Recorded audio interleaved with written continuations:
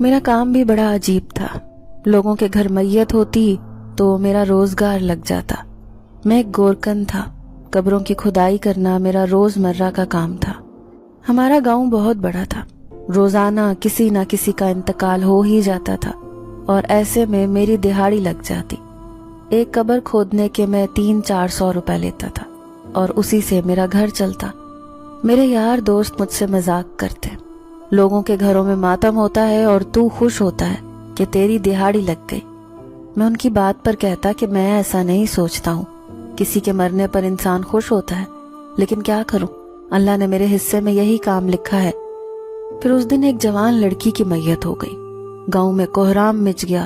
بعض لوگ کہہ رہے تھے کہ لڑکی نے خودکشی کی ہے، کوئی کہہ رہا تھا کہ وہ بیمار تھی. لیکن میں اس لڑکی کی قبر کھودتے وقت بالکل بھی خوش نہیں تھا. بھلا اس کے ماں باپ کی کیا حالت ہوگی.